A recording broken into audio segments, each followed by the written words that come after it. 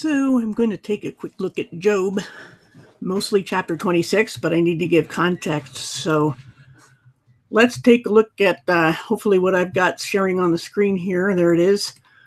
Who is Job? When did he live? And this is Apologetics Press. Eric Lyons wrote this article, and he says very clearly that it isn't etched in stone. Nobody knows for absolute certain, but we have clues in the book that he lived after the flood, but before Abraham, and probably near the time of Abraham, but before nonetheless. So, and they say why, what is in it, what isn't in it.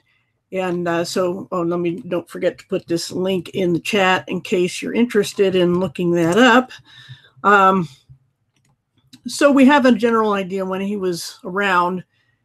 And one of the things is that I thought was interesting is the second point there.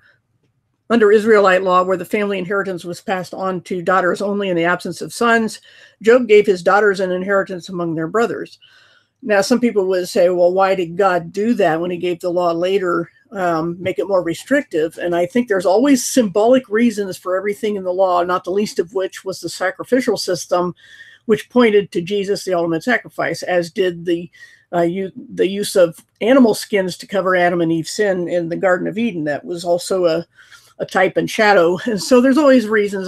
That's not my topic tonight, but I just thought I'd point that out.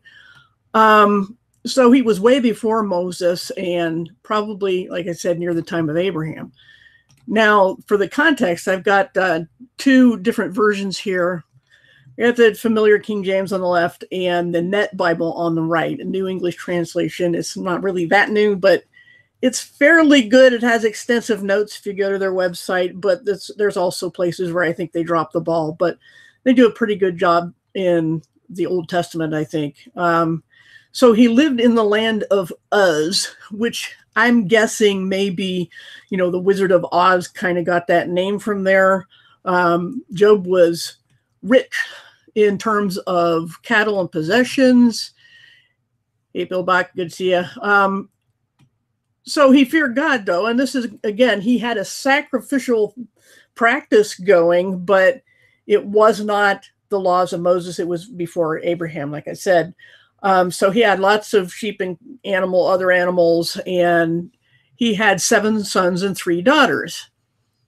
And was the greatest of the people in the East. And then, a long time ago, somebody tried to tell me that the East meant certain things. And all it means is the East part from Israel. Everything in the Bible, the directions are from Israel. Hey, Leo, hey, all people.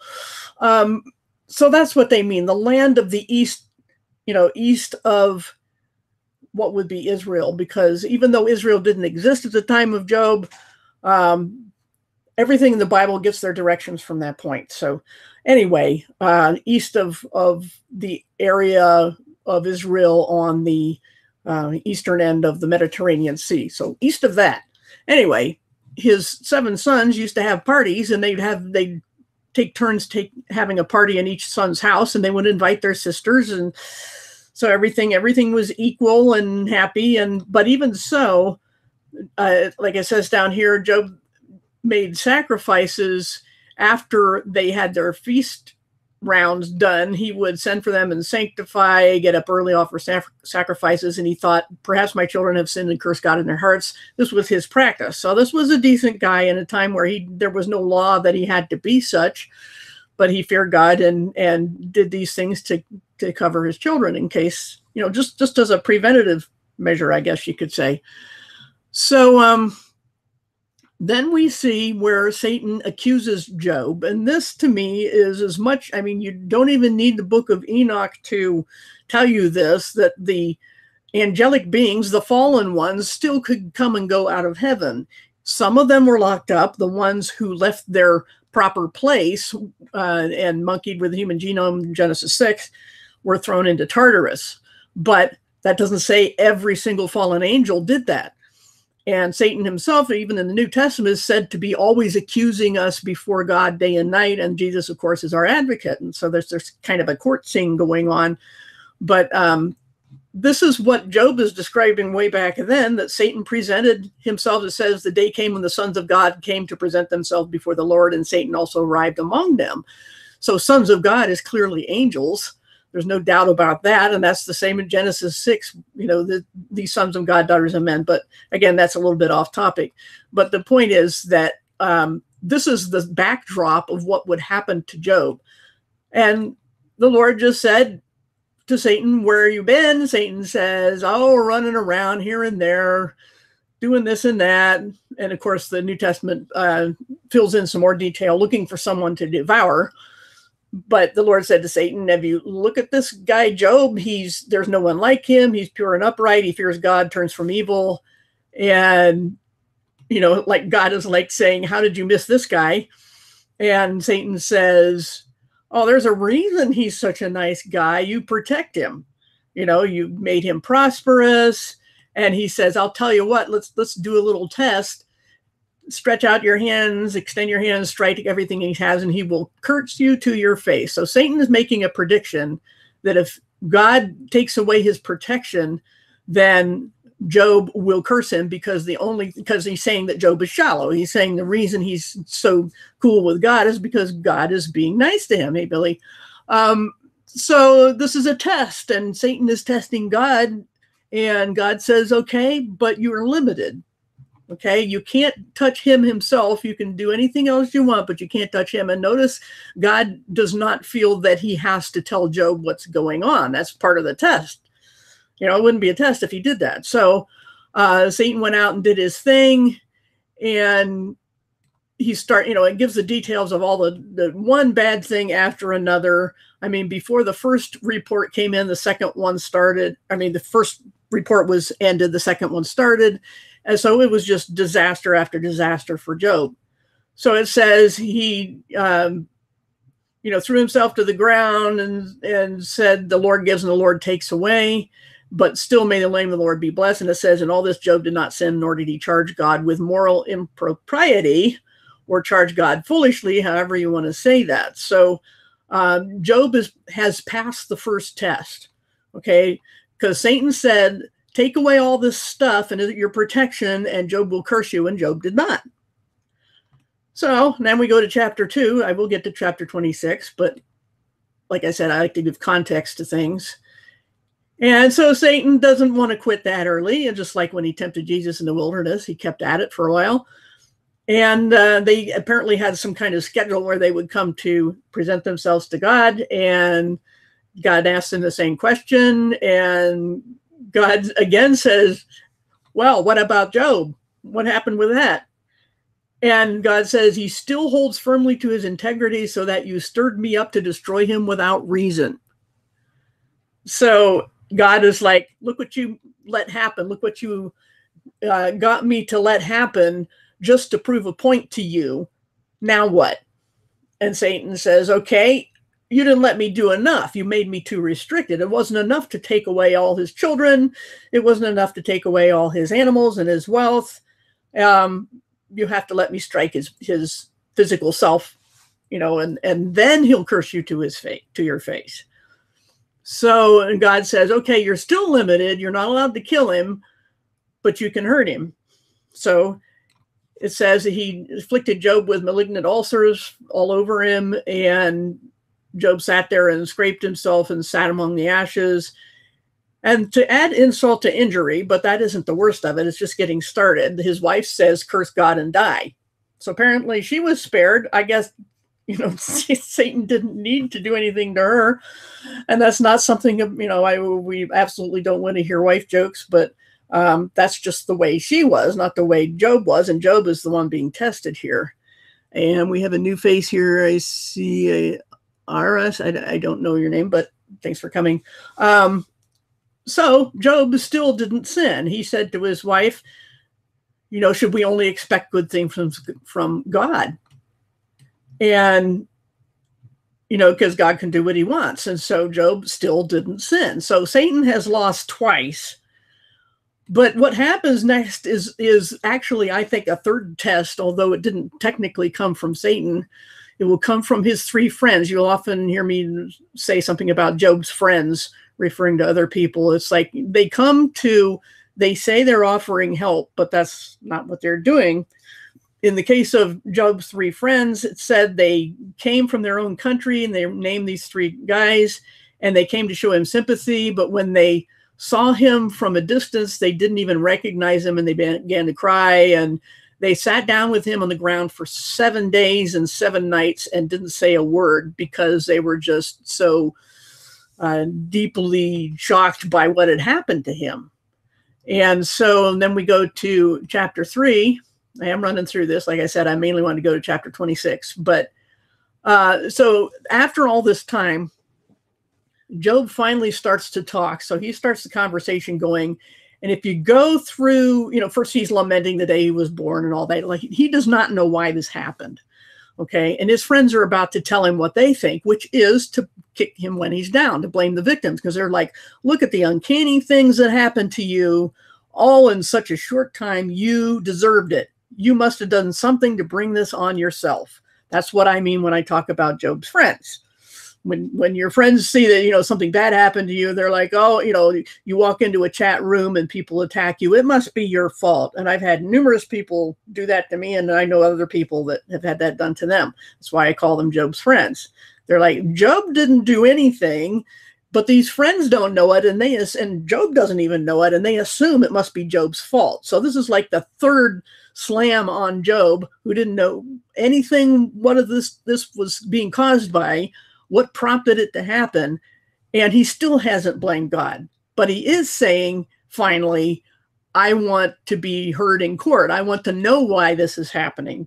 But he still insists, in spite of his friends for 20-some chapters, are going to try to blame him.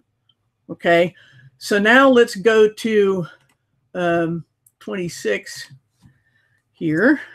Skip forward to that. Then I'm going to look at some commentaries that are very interesting on this chapter, but first let's go through it. He's being really sarcastic here.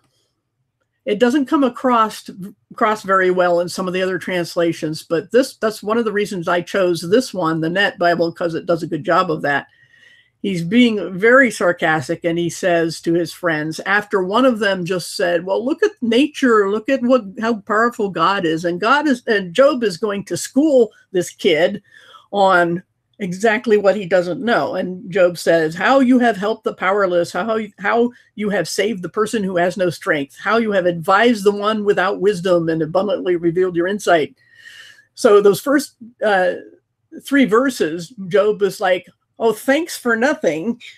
Here I am at as low as I can be brought, and you're saying you're going to help me, but what do? And he's basically saying in verse 4 here, to whom did you utter these words, and whose spirit has come forth from your mouth? He's like, listen to the words coming out of your mouth. And he's just about to show him why he shouldn't have opened his mouth. This other, and one of them was young. One of these people was young. That's why I said kid. But anyway, he's about to describe some things about God's creation and set this. It's like the kid insulted him. The other person insulted him. I don't remember exactly which one was the young one, but this person insulted his knowledge of nature, and so he's about to school him. And these statements I'm going to read through, but I'm going to also, like I said, check some commentaries, and that's the reason I did this hangout. Okay, it says, and I'm reading on the right here, the dead tremble, those beneath the waters, and all that live in them. Not in the waters, beneath the waters. The underworld is naked before God. The place of destruction lies uncovered. He spreads out the northern skies over empty space. He suspends the earth on nothing. He locks the waters in his clouds, and the clouds do not burst with the weight of them. He conceals the face of the full moon, shrouding it with his clouds. He marks out the horizon on the surface of the waters as a boundary between light and the darkness. The pillars of the heavens tremble and are amazed at his rebuke. By his power he stills the sea. By his wisdom he cut Rahab, the great sea monster, to pieces. By his breath the skies became fair. His hand pierced the fleeing serpent. Indeed, these are but the outer fringes of his ways. In other words, Job is saying, I'm just getting started. How faint is the whisper we hear of him, but who can understand the thunder of his power? Interesting stuff in there. First, let me just go and point to some things, and then we'll look at the commentaries. It says, first, like I said, he was being sarcastic and said, "You've insulted me and let me school you. And, listen to the words coming out of your mouth." And then he says, "The dead tremble, those beneath the waters and all that live in them." That word, I think it was one of these two verses. The Hebrew word is Rephaim, which in some translations, I think the concordant literal renders the giants. But those are the Nephilim or giants, but the Rephaim may be a certain type of them. And that maybe this is what the original said, something about these beings, that not just all the dead, but certain ones who were dead, and they are being held beneath the waters, beneath the oceans. Okay, and then it's because, and the reason is part of the context is why we can take that understanding, because it talks about the underworld in the very next verse, and the place of destruction, which is Apollyon or Abaddon. I forget which word it is in Hebrew, but it's the either the place or the personage, the entity of destruction, because that's what the Apollyon means and Abaddon means. It means destruction or destroyer, rather. So what's being said here? Okay.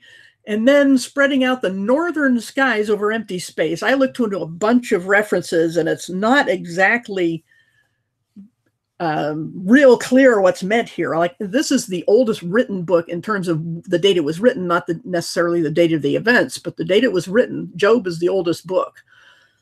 And so it's really hard to put together. And there's questions about the Paleo Hebrew and the Old Greek. A lot of people don't know there was such a thing as Old Greek.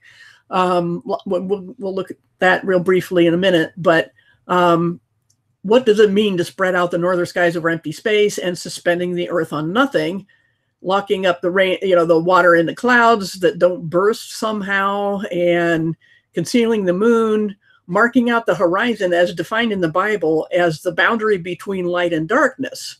There's some disagreement about what that means, but it's at least, we can say, where the horizon is the end of light. Okay. Where the light ends, that's where the horizon ends.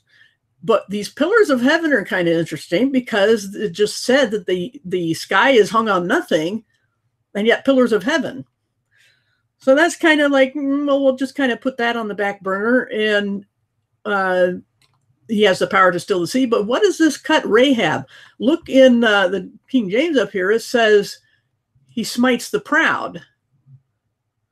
But when you look into the ancient languages, not just Hebrew, but also Greek, and we'll take a look at the Septuagint, it seems that this is not the proper name of the woman Rahab that hadn't even been born yet at this point.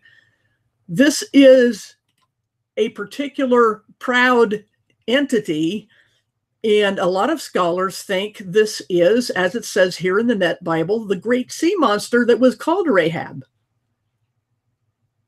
Because it's talking about, and it says, it's like two different sentences in the King James. It says, in verse 13, by his spirit he has garnished the heavens, his hand formed the crooked serpent. So they are getting it from context here on that this, and they call it the fleeing serpent in this version. And so there's a connection between these two verses on this Rahab being a fleeing or crooked serpent. So that's interesting. That's something that I hadn't been aware of. I just kind of skimmed past, because it's easy to start skimming in Job, because you're like, yeah, you're going back and forth for a long time, and you kind of start to skim. But I'd never noticed before, I hadn't checked enough versions about this Rahab being the name of a great sea monster that God destroyed with his wisdom, and the serpent ran away. How can it ran away when it's destroyed? But that's probably because it's an evil entity, possessed by Satan, just like the shining one in Genesis 3. Hey, Vic. So that God made the skies fair, and that Job, like he said, is just getting started in schooling this person who was questioning his knowledge of the nature of God. So now we're going to look at the Septuagint. This is, I mentioned the Net Bible before. This is the Nets with an S, which means Septuagint. So we have a net Bible that's based, the Old Testament based on the Septuagint and the Old Greek, and they have a big long explanation at the front of this document. And let me put this link in the chat because it's really interesting. It's much harder to read because, like I said, they explain at the top of this document. I don't want to roll back there because it's a very long document. But we go up into, they have 24 through 27 in 2 columns. This is kind of partway into 26. And after Job gets done saying, look at the, listen to the words coming out of your mouth, basically, he says, will giants be brought forth beneath the water and its neighbors? That's an interesting rendering in the Septuagint, the Greek Old Testament. Will giants be brought forth? So that kind of is more in tune with the idea of the Rephaim rather than all the dead. So we have a lot of support for that idea. And then it uses the word Hades in Greek for the unseen. That's what Hades means, the unseen. And that this unseen is seen by God. That's the idea. And no covering for destruction, which it just uses, what I'd have to go check the Septuagint in the Greek version, which I don't want to try opening right now, which word is Apollyon or Abaddon, or what, because I get them mixed up, which is Greek and which is Hebrew, but I'm pretty sure Apollyon is the Greek. Anyway, you can take it either way, as a proper name or as just destruction. The Septuagint, they decided in the Next Bible to have it as destruction. But it says stretching out the north over nothing. What do they mean by north and hanging the earth upon nothing? I'm just doing this to give some idea of how the Greek Septuagint understood whatever Hebrew and other text it was working with. And this is the, several hundred years before Christ that the Septuagint was done. Because the Hebrew and ancient texts were being lost and corrupted. This was during the captivity, so the exile. So this is repeating the word nothing, even though the Hebrew is a little different if you look at an interlinear, but that's a later Hebrew. So take that for what it's worth. But what does it mean to stretch out the north over nothing? Well, somebody pointed out in one of the things I read today that the earth is never said to be stretched, only the sky.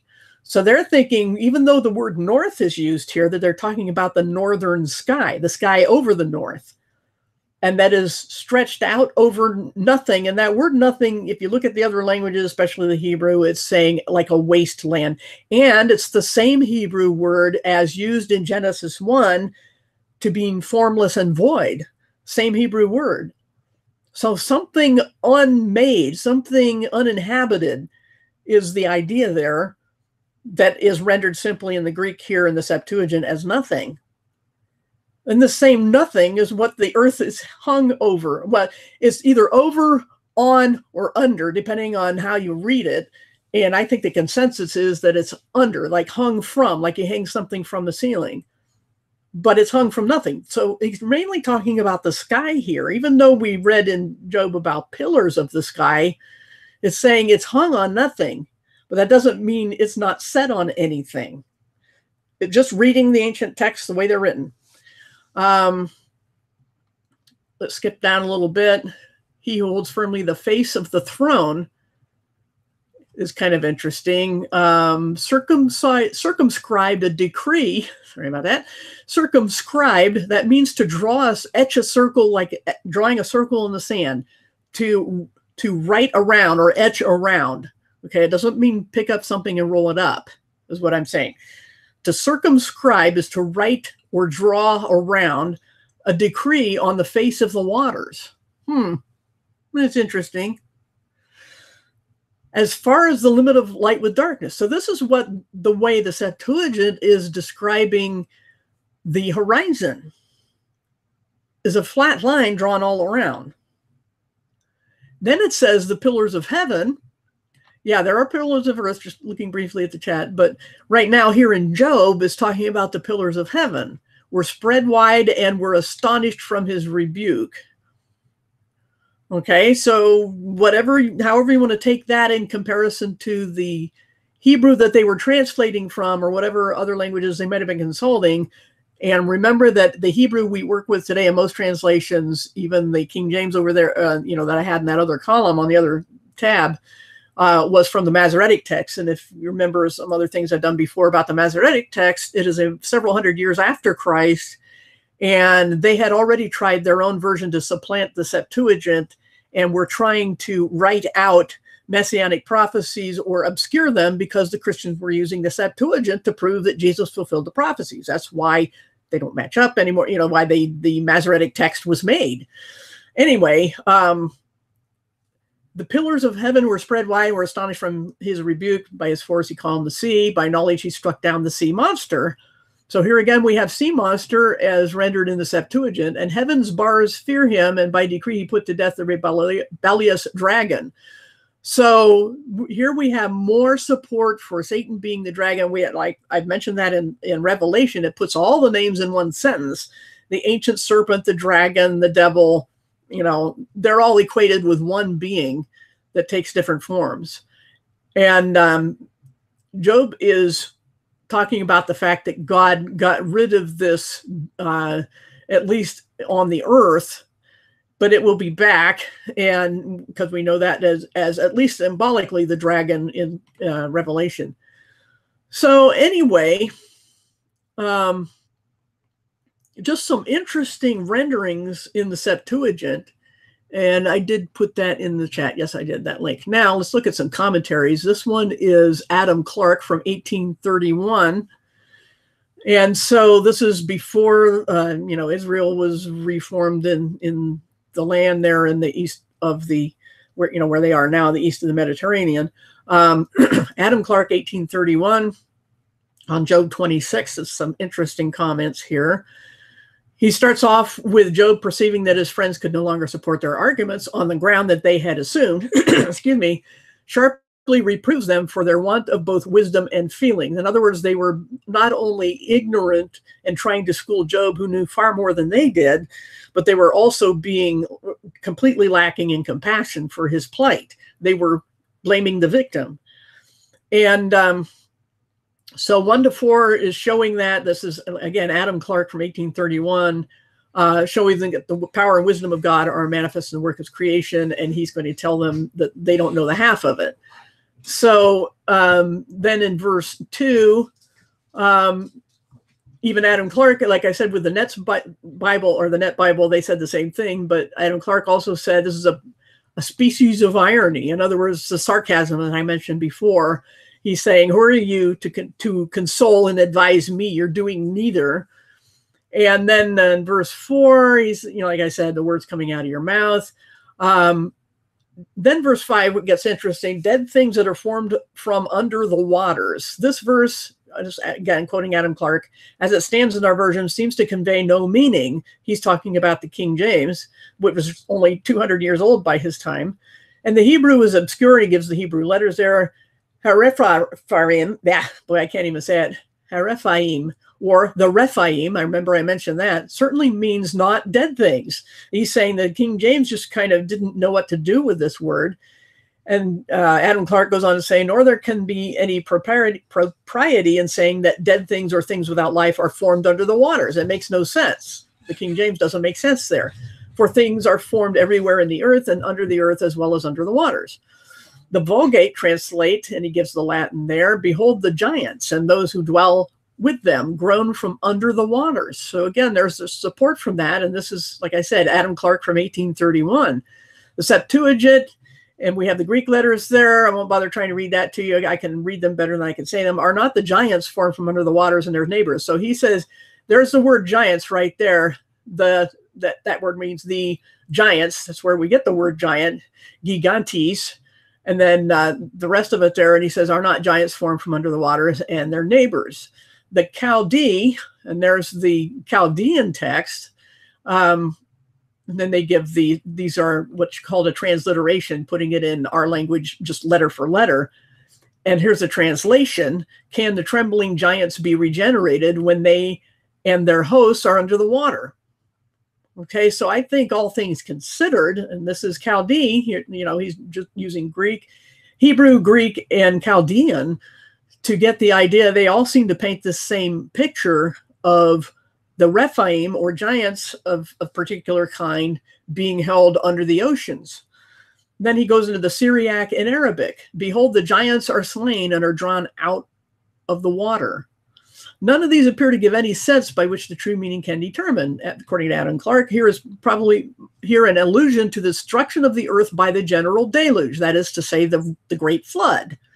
So he's saying the waters covered them over. This is probably the most accurate meaning, because it's like, why say that the dead are being kept under the waters? The abyss doesn't say anything. When the Bible talks about the abyss and the fallen angels that were messing around with the human genome were thrown into Tartarus, it doesn't say anything about water there. It just says gloomy darkness. So Adam Clarke is saying there's all these things to consider and how these other translations in other languages rendered it, but he's saying they're probably talking about the Great Flood. And he references Genesis 6:4. There were giants Nephilim in the earth in those days. Now, it's likely, this is again quoting Adam Clarke, that Job means the same by Rephaim as Moses does by the Nephilim. He thinks they're the same, and they probably are, I don't know, and that both refer to the antediluvians, that is, predating the flood, who were all for their exceeding great iniquities overwhelmed by the waters of the deluge. Can those mighty men and their neighbors, whoever the neighbors are, all sinners who have been gathered to them since, be rejected from under the waters by which they were judicially overwhelmed? In other words, no one can free them from their fate. And he talks about another scholar here of his time, Mr. Good, thinks the shades of the heroes of former times, the gigantic specters, the mighty or enormous dead are meant. That is to say, the titans, or the basis for the legends of false religion that called these fallen angels gods. Okay, and I perfectly agree with that. I mean, I think it makes sense for every legend and story, especially of great beings of the past, there is probably a basis in reality, some very literal, real thing. And in this case, that there were these legends of godlike beings, that is to say, fallen angels, who were destroyed also in the flood. And probably the offspring of them, more likely, because the angels themselves couldn't die, at least if, maybe if they had taken physical form in order to create the hybrid human angel beings that were the giants, men of renown in Genesis 6, which doesn't make sense if they were purely human. That why would they be giants and men of renown? It doesn't make any sense.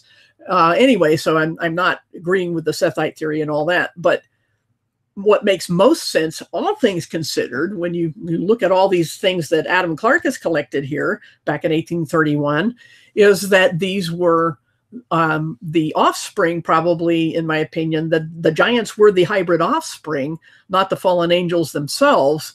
So we have Nephilim and Rephaim, which Adam Clarke, as I mentioned, says are the same thing, the giants. So these would be the hybrid offspring, the human angel offspring, whose bodies were killed in the flood and whose spirits were just left to roam because they're not fully human. And so these are the demons, in my opinion, and other people's opinion.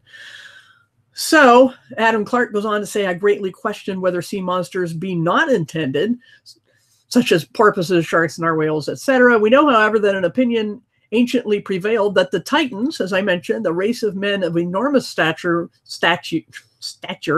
rebelled against the gods and endeavored, he's saying about, the ancient myths, their opinion that they were rebelled against the gods. Of course, we know there's only one God, and endeavored to scale heaven by placing one mountain on top of another. And this is like predating the Tower of Babel, which I hadn't heard of, and that they and their structure were cast down by the thunder of the deities. This is, again, the non-biblical accounts saying these things.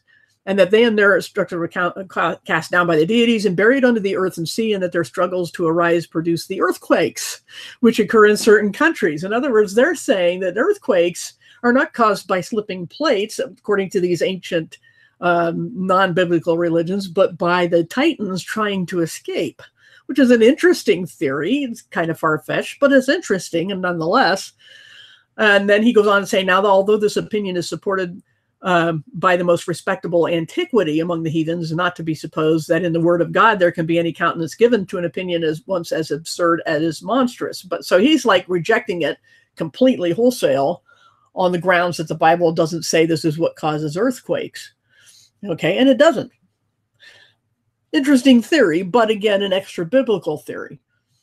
But he goes on to say, but still the poet may use the language of the common people. In other words, he's saying perhaps the other religions are speaking poetically. Just like when I was a kid, just for a joke, they weren't trying to tell me this for real, but my parents would say that thunder in the sky was when the angels were going bowling. That's just a poetic thing, a fun thing. But in their case, they weren't being fun. But these ancients were saying, well, we think earthquakes are when these Titans who were destroyed by the flood are trying to escape. Okay, I'm just making that point that Adam Clarke is making about extra biblical ideas. So anyway, he concludes, I must therefore either refer the passage here to the antediluvians or to the vast sea monsters mentioned above. And we already know, we're pretty sure there was a sea monster called Rahab that I had largely overlooked before.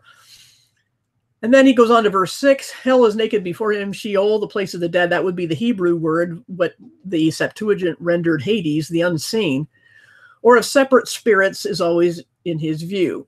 And there is no covering for Abaddon. That would be the Hebrew word, I'm pretty sure, the place of the destroyer, or Apollyon, which is mentioned by name also in Revelation, which some translations render the destroyer, or some take it equally possible as a proper name of Satan, where destruction reigns and where those who dwell are eternally separated from God. The ancients thought that hell or Tartarus, which I don't equate the two, but maybe some of these ancients did, was a vast space in the center or at the very bottom of the earth. And he quotes some scholars there. Whenever you see this word so, it seems kind of a sentence fragment, but that is a scholarly way to refer to an authority on a certain topic. So Virgil, and gives a reference and all those things. And then he gives some Latin there of what this person was quoting. And here's the translation. Full twice as deep as the dungeon of the fiends, the huge Tartarian gloomy gulf descends below these regions as these regions lie from the bright realms of yon ethereal sky. Here roar the Titan race, the enormous birth, the ancient offspring of the teeming earth. Pierced by the burning bolts of old they fell, and still roll bellowing in the depths of hell. So this is an interesting poem that that Adam Clarke is referring to, talking about what they think is going on with these ancient beings. So here we have, again, at least from sources that most skeptics don't look at, who promote the Sethite theory, who are actually not very skeptical at all. They're trying to make everything naturalistic like the evolutionists do. But I think there's plenty of support for the idea that the fallen angels are meant in Genesis 6, the sons of God. We saw in Job, the early chapters, I think chapter 2, that the sons of God presented themselves to God, and they were angelic beings, and Satan was among them. So sons of God is definitely a reference to angels in those texts, and that the likely source of the extra-biblical, non-biblical religions of their titans and gods is likely the offspring of these fallen angels. And ancient serpents and sea creatures and other, land creatures, Leviathan, there's also mentioned in Job, but we're just doing chapter 6 tonight. Anyway, then he goes into verse 7. He stretches out the north of the empty place to the hollow waste, is what he's translating from the Hebrew there. Same word is used as Genesis 1:2. Okay, the earth was without form. It's the same Hebrew word.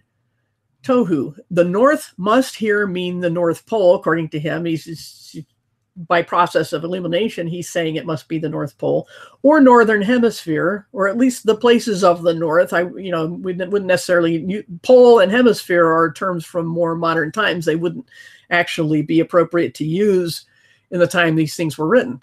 Anyway, he says, perhaps what is here stated may refer to the opinion that the earth was a vast extended plain and the heavens poised upon it. This was the ancient belief. This is also what Michael Heiser contends, a more contemporary person living today, who says, and is an expert in ancient Hebrew and Semitic cultures and things like that, and language, and said this is Hebrew cosmology.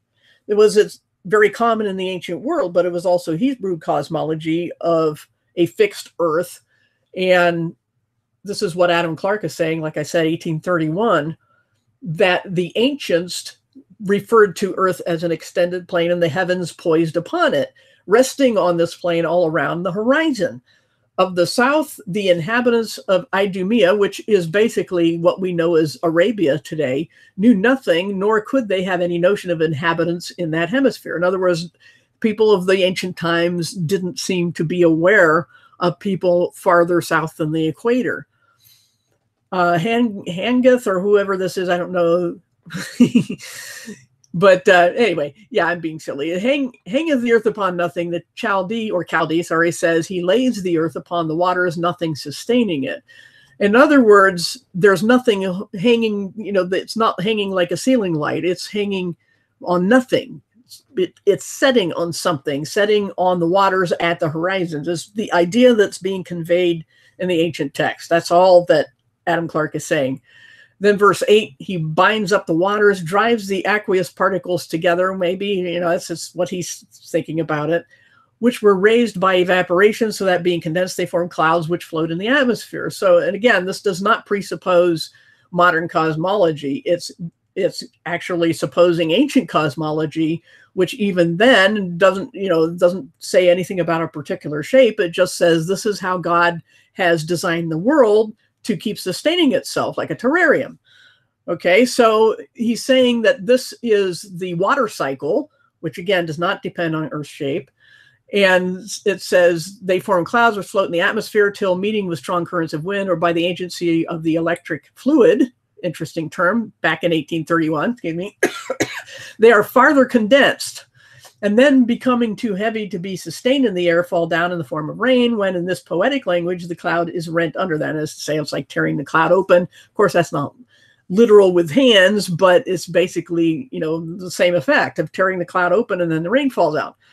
But he's saying about, that was interesting statement about electric fluid, probably a description of the ether, I'm guessing, that Adam Clarke is describing here. Verse 9, he holds back the face of his throne. What does that mean? He says, all these are most elegant effects of an omniscient and almighty power, yet the great agent is not personally discoverable. He dwells in light unapproachable, and in mercy hides himself from the view of the creatures. In other words, they wouldn't stand it, so he has to hide himself. The words, however, may refer to those obscurations of the face of heaven and the hiding of the body of the sun, when the atmosphere is laden with dense vapors and the rain begins to pour on the earth. In other words, you're trying to figure out what is meant here about hiding God's throne. Okay, so I'm just going to leave that where it is. Verse 10, compassed or surrounded is a good equivalent. The waters with bounds. Perhaps this refers, Adam Clarke goes on to say, merely to the circle of the horizon, the line that terminates light and commences darkness. Called here, the translation is until the completion of light with darkness. Or if we take it to mean the same as in Exodus 25:4 and elsewhere, which translate blue, it may mean that somber sky blue appearance of the horizon at the time of twilight. That is to say, id est is i.e. means id est Latin, that is to say, between light and darkness, the line where one is terminating and the other commencing. And I mentioned this kind of in an offhand way in my videos on the sun, where the sun is setting for one person and rising for another, and this is physically impossible. And so I got into my lens effect theory there. But anyway, Adam Clarke says, or he so circumscribes the waters, retaining them in their own place, that is to say, setting a boundary, that they shall not be able to overflow the earth until day and night, that is, time itself comes to an end. So he's saying you could take it either way. It either means in verse Job 26:10 that light and darkness, the horizon is the boundary of the water, or that God holds back the waters so they don't flood anymore. So you could take it either way, biblically or scientifically. It doesn't matter, but it's not, you can't be more precise than that with the text. Then in verse 11, the pillars of heaven tremble. This is probably a poetical description either of thunder or an earthquake. He shakes the creation with his nod. Earth, sea, and heaven confess him God. So this is, again, Adam Clarke's trying to break this stuff down.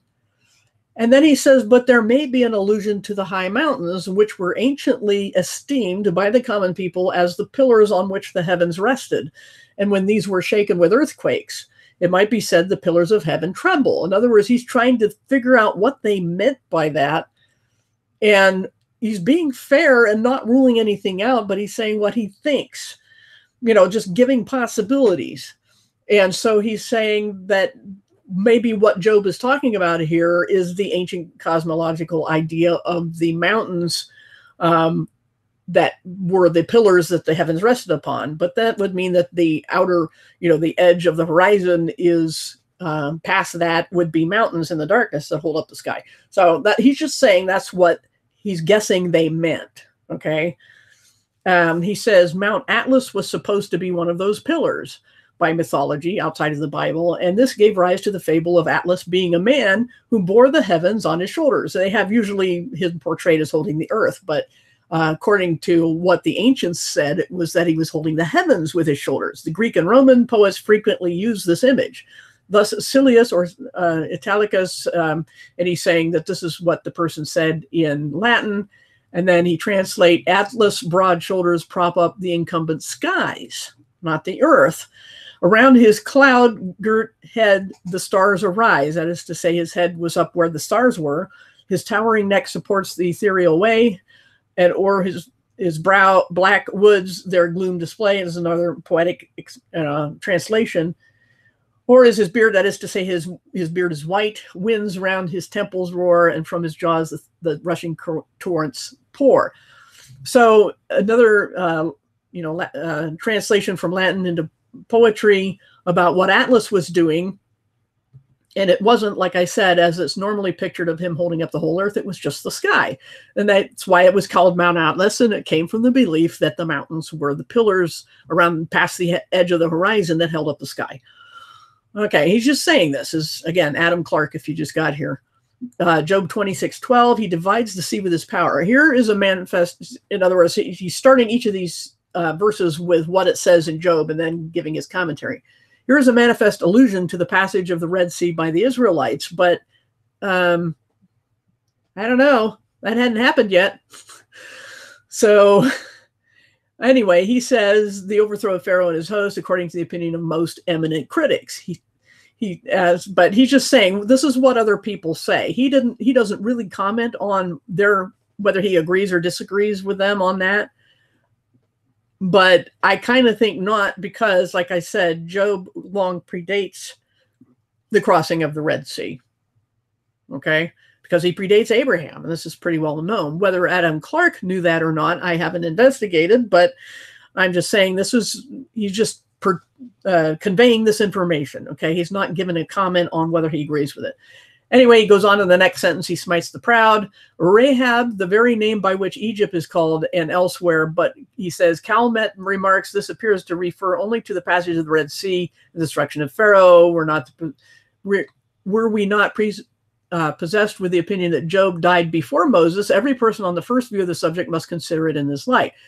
And to that quote, and then Adam Clark says, I am not thus prepossessed. Let Job live when he might. I am satisfied the book of Job was written long after the death of Moses. So Adam Clark believed that Job was written long after Moses. Okay, that's highly suspect.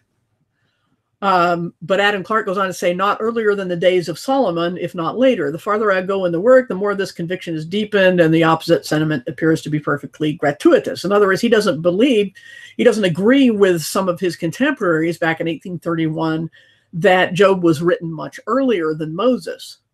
Okay. But like I said, I'm going to look at another commentary after this. I think it's pretty well established that Job lived long before Moses, and at least before Abraham. And so Rahab was indeed the name, and it is a little slightly different word than the Rahab of later on, looking just at Hebrew. If we look at the Septuagint, etc., like we just did, we can see that Rahab was a serpent. And so, probably a giant serpent. So I have to disagree with Adam Clark on this one. But anyway, verse 13, he says, just see my comments on verse 14. And looking at the power of God, and he says, how little a portion is heard. And he's referencing somebody named Mr. Good, has observed the thunder mentioned in the next clause. The thunder is to a whisper, so are tremendous and infinitely varied the works of God. In other words, the thunder is just, a fraction of what God can do, even though it's terrifying to humans a lot of times. So he's just going on about, these references that Job is making to his critics, his so-called friends, about how little they really knew about the power of God. So I'm going to skip down, and then he looks at Leviathan. He goes, let's see, I hope I didn't go past it here when I wanted to go to. Others think that the act of creation of the solar system is intended to be expressed. That the crooked serpent means either Satan, who deceived our first parents, or huge aquatic animals. For in Isaiah 27:1, we find the Leviathan and the dragon of the sea called Nashas Beriach. I know I'm mangling that Hebrew, sorry. The very terms that are used by Job in this place. But here again, we have to figure it, consider the fact that Adam Clarke was probably wrong about the date of Job. And that the most, from the other things we looked at so far, that these were probably the more accurate meaning, that Leviathan and dragon were ancient creatures, awesome creatures of God, and not simply what we would know as, the average serpent today, even though some of them can get pretty big. Just because it's the same word that they used in the later Masoretic text doesn't mean that it refers to snakes as we know them today. Okay, because this is, again, as I think, as an attempt to be more naturalistic than the scriptures would warrant. Anyway, God is going to punish Leviathan, the piercing serpent, even Leviathan, that crooked serpent, and he shall slay the dragon that is in the sea. I don't think these, again, are talking about ordinary sea creatures, even though Adam Clarke seems to think they were. So he says, whales and sea monsters are vast aquatic animals. I don't think by description, especially in Job, that you can say that. But so again, I have to disagree with Adam Clarke on that part. Anyway, there's a punishment inflicted on the serpent, which doesn't make a sense for ordinary sea creatures. What did they do? Punishing the serpent, he says here, is clear and evidence of God's power over the author of evil as creating him. In other words, he created Satan, that power behind the serpent that I don't think even he could deny in at least some of the other passages, that God has power over everything, no matter how awesome they are to us. So his last paragraph here on 26, from the contradictory opinions on this passage, the reader will no doubt feel cautious what mode of interpretation he adopts, and the absolute necessity of admitting no text of doubtful interpretation as vouchers for the essential doctrines of Christianity. This is kind of, if I understand what he's saying here, a reference to the fact that the Bible is the highest authority to interpret it. And we don't go to outside the Bible to get the primary meaning. We can get additional meaning and shed some light on what things might mean that we can't get just from the scriptures, as far as what was everybody thinking, get a consensus or something. But whatever we do, we can't contradict the scriptures. So there's limits on what we can get from the other ancient text. So he goes on to say, neither metaphors, allegories, similes, or figurative expressions of any kind should ever be adduced or appealed to as proofs of any article in the Christian faith. And I wholeheartedly agree with him there. Allegorization is the wrong way, and some people call it decoding the Bible, as if they know you're supposed to do that. They can try that if they want, but the Bible itself does not give us that. And he's saying that if you're going to have any respect for the Bible as the Word of God, you're not doing allegorization when the text does not warrant an allegory, or metaphors or other figures of speech. And he says, we have reason to be thankful that this is at present the general opinion of the most rational divines meaning theologians, basically, in 1831 there, of all sects and parties, and that the allegory and metaphor men are everywhere vanishing from the, I wish they had vanished permanently, but they came back, and sinking under the horizon of the church. Scriptural Christianity is prevailing with a strong hand, going forward with a firm, a steady step. That was true in his day, the Great Awakening era, if I'm not mistaken, but it certainly didn't last long, I'm sorry to say. So last of all, I want to look at a comparison here. I know the text is kind of small, but I don't know if I can blow that up anymore. I guess I can do that a little bit and still see it. Let me look at the chat real quick. I think either Moses or Joshua wrote the book of Job. Nobody knows who wrote it down. But we do know by descriptions and other things that Job was very ancient. And like I said, that I'm convinced by the evidence that Job lived prior to Abraham. And so what I don't even know that Moses and Joshua were not alive then. So, but we have oral tradition, and they could have been the ones to write it. I don't know.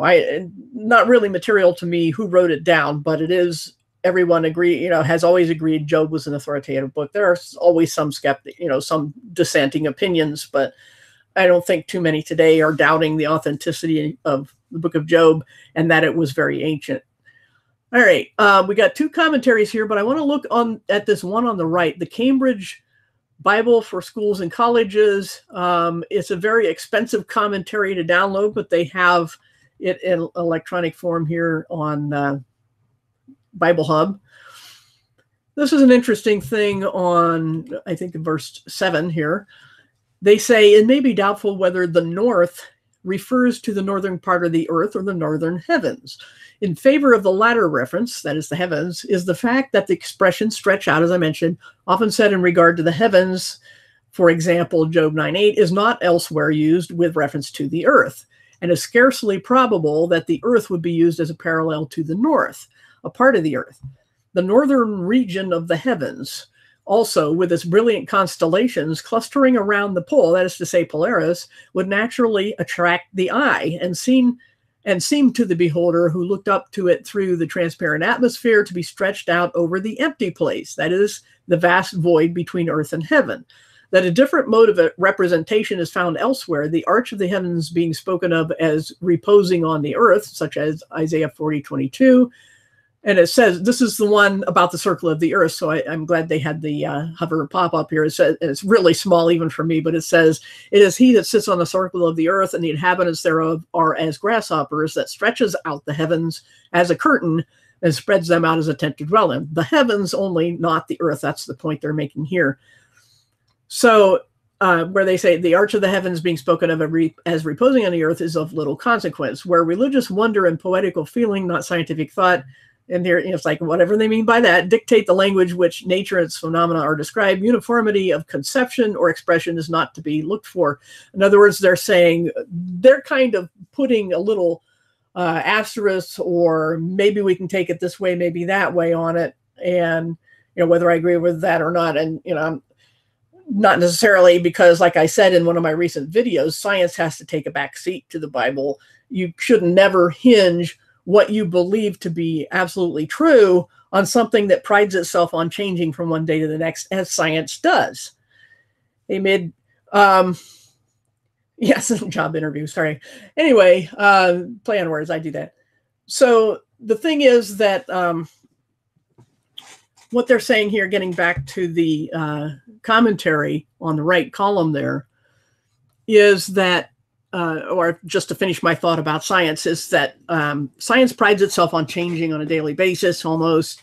And so if you nail what you believe to be true on something that prides itself on changing, you will never find truth. And there's a lot of people who think you should never find truth. It is arrogant if you find it, but they, of course, are very arrogant in their opinions of what's true. But, that's kind of a side topic. Anyway, back to this commentary. The words seem to refer to the appearance of the heavens by night when the horizon is not so visible and the dark void between earth and heaven more impressive. In other words, they're saying that after the sun goes down, there seems to be this void. There is no line between day and night then.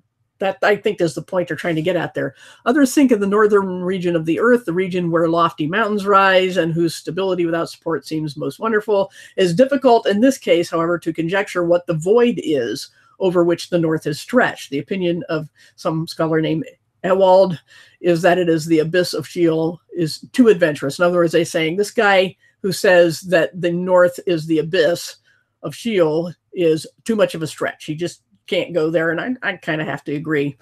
Then they go on here to the expression hangs the earth on nothing. To hang upon is to hang from. The representation, therefore, is that the earth is suspended, attached to nothing above it, which sustains its weight, not that it hangs with no support under it.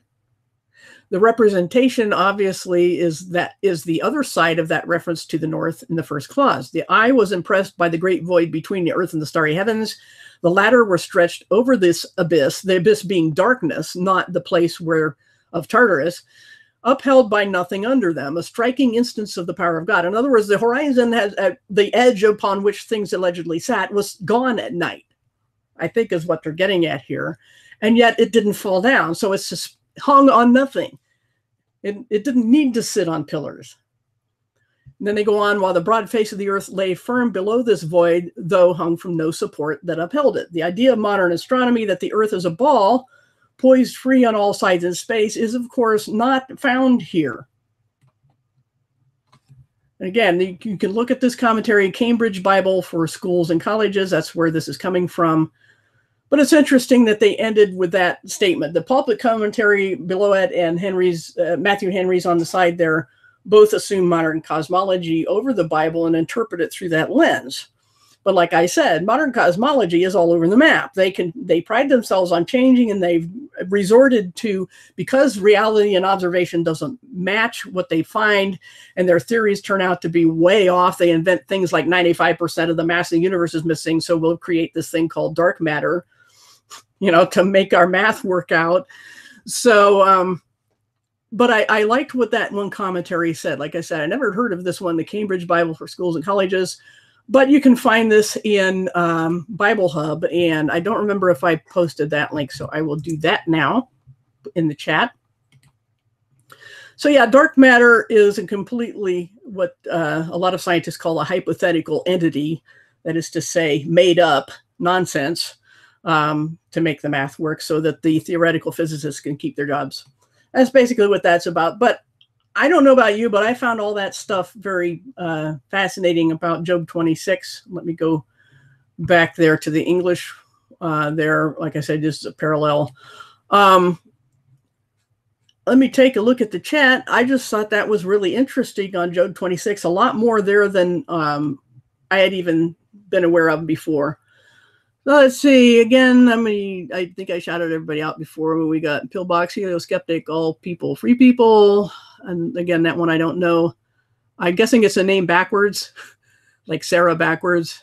Or anyway, nice to have you here. Let's see. Helio, I think I mentioned Helio and All People. Billy Sunday. Trying to scroll real quick. Like I said, sometimes this thing jumps on me when I'm trying to scroll. Victoria. Let's see who else. Oops, I'm looking at names and not looking at what they're saying. Sorry about that. Let me scroll back up again. Okay, I'm not seeing really. Yes, I do take the Bible literally also. The literal, historical, grammatical hermeneutic is what I use. And I guess real quick, I can go to my website and grab my page where I talk about that. Let me blow that up a little bit. Go to Features, Bible Study Basics, and let me give you the link for that. This is, if you haven't seen it before, I give definitions of terms, about translation, and then some basics of logic, because you got to be good at that if you want to rightly divide, and then the literal, historical, grammatical hermeneutic. And I explain what each of those terms mean, what they don't mean, and then how time is reckoned in the New Testament and religious festivals, because they all have a bearing on how you're going to read the New Testament. So anyway, I wanted to give you the link for that, about literalness. So let's see, does the Bible say it's set on pillars? Yeah, there's other references for that. But like I said, I was just sticking to mostly Job 26 here, Job description. But yeah, it's interesting here in Job to talk about pillars of the sky. But again, through all that stuff I read, they seem to have the idea of the ancient cosmological idea that the horizon, beyond the horizon, were mountains on which the sky sat, but that at night those didn't apply because the horizon was gone, and yet the sky did not fall because it's sustained on nothing by God's power. And that's, again, what the best, what they were, all these people were gathering all sorts of opinions about how to interpret Job 26, but it's really not the easiest thing. And what I run into a lot of times, I hear people just reading through this stuff and not being aware of any of this research, even going back to the early 1800s, of people who had some interesting insights and did, actual research instead of just even the average library. Not, because I don't think it's fair to always bash, internet Google searches, because there's a lot of good information there. Look what I've been showing you. It's all on the internet. Anyway, as digital versions of things that you can go to an actual, you would have to go to a university library and look up some of these things, but, just to check to make sure the electronic version is accurate, but I'm pretty sure it is. I mean, anyway, didn't know that Billy left. Sorry about that, Billy. Thanks for coming. Let's see what else we got. There's Arwen. God's word is fascinating. Yes, it is. Journey's Wake. Nice to see you. I listened to the book of Job when I came into work today. Oh, that's interesting. I think either Moses. Oh, that okay. I did catch up with that. I did see that comment. Yeah, there's something special about Polaris, and like I've said before, the Bible really doesn't concern itself about much beyond the Middle East, actually. And it will refer to things, the far north or from the east and the kings of the south and that sort of thing. It really kind of ignores the West and things that are far below the Middle Eastern area. So, but that's not the Bible's purpose, is not to describe the whole, all the histories of all the cultures. It has a specific purpose, and that being the salvation, the fall and redemption of mankind. Anyway, let's see what else we got here in the comments. Okay, whoops, that chat jumped on me again. Sorry about that. It just skips. I don't know why it has to do that. Let's see, there's some links that I posted earlier. Great quote of Neil Tyson describing dark matter while drunk. Okay.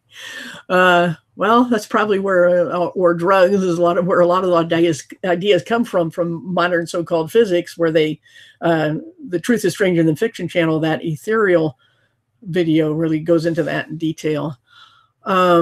Journey's Wake. Okay, sorry I missed your parting also. Let's see. I am a grandson of St. Augustine, his native city name Arras. Oh, okay. Okay, I didn't know that. Interesting. All right. I don't see any other questions in the chat, but I don't know about you guys, but I just thought that was really interesting stuff that I found about Job 26. And I'm sure there's a whole bunch more that can be found at those links on other chapters of Job and other parts of the Bible. But it takes time to look at those things. And like I said, there's a lot of people who think they're doing adequate research on ancient history and so forth. Half of them don't even believe it's real anymore. But when it comes to the Bible, it's hard for me to listen to people who don't even do what I did. I'm just quoting other people's research. I've never heard any of those other people who skim the Bible, who think they know it better than we do even this much. They think it's a code. They think it's esoteric. They want it to be like all other ancient writings when it's clearly not. And, well, they can think what they want on their channels. Anyway, if you want the God-honoring opinion of the Bible, the one that the Bible gives you, that, I can only offer my opinions on that, but that's the approach I use. So, thanks for coming. I think I'm done, and we'll see y'all later.